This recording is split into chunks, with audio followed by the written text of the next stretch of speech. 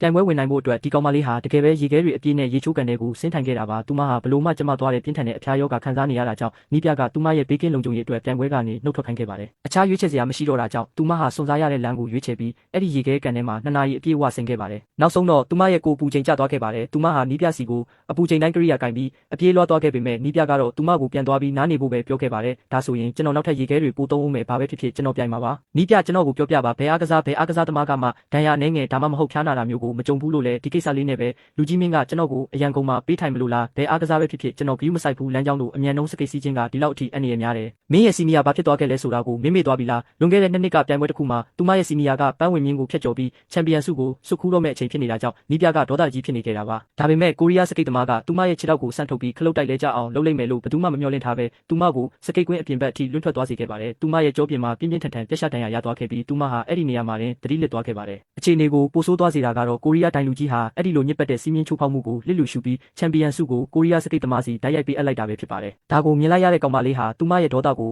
မျိုးသိမ့်မထားနိုင်တော့တာကြောင့်တရားမျှတမှုတောင်းဆိုဖို့ကိုရီးယားစကိတ်သမားတွေစီကိုဒေါသတကြီးသွားခဲ့ပါတယ်အဲ့ဒါတရားမျှတတဲ့ပြိုင်ပွဲတစ်ခုလို့မင်းထင်နေတာလားမင်းကကျွန်တော်ကိုတရားမျှတမှုအကြောင်းပြောနေတာလားမင်းမှာအဲ့ဒီလိုပြောပိုင်ခွင့်ရောရှိလို့လားဒီနေ့မင်းရဲ့တာဝန်ကဘာလဲဇန်ပေကိုမင်းကာကွယ်ပေးခဲ့ရလားလို့မင်းကိုမင်းပြန်မေးကြည့်ပါမင်းသားအမှားမလုပ်ခဲ့ရင်ကျွန်တော်ဘယ်လိုလုပ်နိုင်မှာလဲကောင်မလေးကအငင်းပွားရင်းနဲ့အချိန်ထပ်မဖြုံးတော့ပါဘူးသူမလက်ထွက်သွားပြီးနောက်မှာတော့ဘာပဲဖြစ်ဖြစ်သူမရဲ့စီနီယာအတွက်ကလဲစားချေဖို့စိတ်ထဲကနေတိတ်တဆိတ်တစ္ဆာဆူခဲ့ပါတယ်အဲ့ဒီနေ့ကစပြီးသူမဟာနေတိုင်းမဖြစ်မနေလေ့ကျင့်ခန်းလုပ်ခဲ့ပါတယ်သူမရဲ့ခံနိုင်ရည်ကိုအကန့်အသတ်ထိတွန်းအားပေးဖို့အတွက်သူမဟာနေတိုင်းတောင်ကိုအနည်းဆုံးအပတ်20ပတ်ပြီးပြေးခဲ့ပါတယ်အဲ့ဒီနောက်မှာတော့သူမဟာစီနီယာကိုသူမနဲ့အတူလေ့ကျင့်ပေးဖို့တောင်းပန်လေးရှိပါတယ်တကယ်ပြိုင်ပွဲတစ်ခုလို့ခံစားရစေဖို့အတွက်သူမဟာသူမရဲ့စီနီယာကိုပြိုင်ပွဲရဲ့ဝတ်စုံကိုဝတ်ဆင်စေပြီးတကယ်ပွဲစဉ်အခြေအနေတွေကိုထပ်ခါအတူယူလေ့ကျင့်စေခဲ့ပါတယ်ဘာဖြစ်လို့လဲဆိုတော့မိမိကိုနဲ့မိမိပြိုင်ဘက်ကိုတိမှသာတိုက်ပွဲတိုင်းမှာအောင်နိုင်မှာဖြစ်လို့ပါပဲဒီဗီဒီယိုကိုကြည့်ပြီးပန်း3ပွင့်ချန်ထားခဲ့တဲ့သူတိုင်းဟာအခုကစပြီးအရာအဆင်ပြေချုံးမွေပြီးငွေကြေးတွေစီးပွားတွေဒီရေလာတိုးတက်လိမ့်မယ်လို့ပြောကြပါတယ်အဲ့ဒီလိုနဲ့ပဲကလဲစားချေလို့စိတ်ပြင်းပြနေတဲ့ကောင်မလေးဟာ3နှစ်တိမိမိကိုတွန်းအားပေးကြိုးစားခဲ့ပါတယ်နောက်ဆုံးတော့သူမအတွက်ကလဲစားချေဖို့အခွင့်အရေးရောက်ရှိလာခဲ့ပါပြီဒါပေမဲ့ပြိုင်ပွဲမစတင်မီမှာတင်ကိုရီးယားစကိတ်သမားကရှောက်လာပြီးသူမကိုလှောင်ပြောင်တော်ပါတော့တယ်ချန်မေးဂုဏ်ယူပါတယ်မင်းဘိုလူပွဲအထိတက်လန်းနိုင်လိမ့်မယ်လို့ကျွန်တော်တကယ်ကိုမထင်ထားခဲ့ဘူးလွန်ခဲ့တဲ့2နှစ်ကဒီစကိတ်ကွင်းထဲမှာတင်မင်းတို့အားလုံးကိုကျွန်တော်အနိုင်ယူခဲ့တာအဲ့ဒီချိန်ကစပြီးမင်းတို့တွေကဘယ်သူမှကျွန်တော်ကိုနောက်ထပ်မအနိုင်ယူနိုင်တော့ဘူးလက်သီးနှလုံးက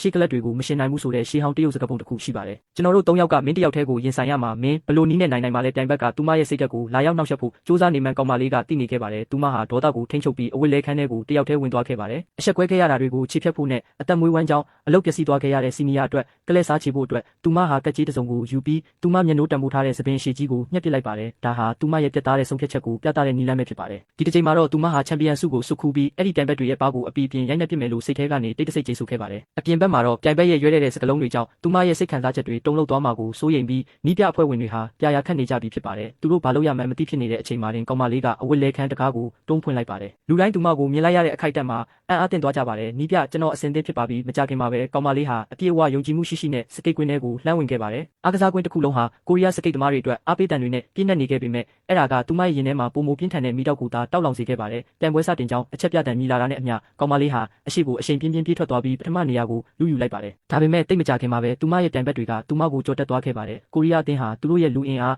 းအသာစီးရမှုကိုအပြည့်အဝအသုံးချပြီးယုံပြူဟာကိုစတင်ကသူမကိုအလှည့်ကျပိတ်ဆို့ပါတော့တယ်သူမကြော်တက်ခွင့်မရအောင်သူတို့ကသူမကိုသူတို့ရဲ့နောက်ွယ်မှာပဲပိတ်လောင်ထားခဲ့ပါတယ်အခုချိန်မှာတော့ထိတ်ဆုံး3နေရာစလုံးကိုကိုရီးယားစကိတ်သမားတွေကပဲရယူထားပါတယ်တရုတ်အသင်းအတွက်တော့အခြေအနေကမကောင်းလာပါဘူးဒါပေမဲ့နောက်ဆုံးအရေးကြီးတဲ့အပတ်မှာတော့ကောင်မလေးဟာကိုယ့်ရဲ့နေရာမှာရေမြောင်းစတိုင်အရှိန်ပြင်းကိုလိုက်ပြီးနောက်ဆုံးနေရာကနေပထမနေရာနဲ့ရင်ပေါင်တန်းနိုင်တဲ့အထိအတင်းအဓမ္မတိုးထွက်လာခဲ့ပါတယ်သူမကြော်တက်တော့မဲ့အခြေအနေကိုမြင်လိုက်ရတာကြောင့်ကိုရီးယားစကိတ်သမားဟာအရှက်မရှိပဲအဲ့ဒီလိုညစ်ပတ်တဲ့နီလန်းဟောင်းကိုပဲထပ်ပြီးအသုံးပြုဖို့ကြိုးစားခဲ့ပါတယ်သူမဟာခြေထောက်ကိုနောက်တစ်ကြိမ်ထပ်ပြီးဆန့်ထုတ်လိုက်ပါတယ်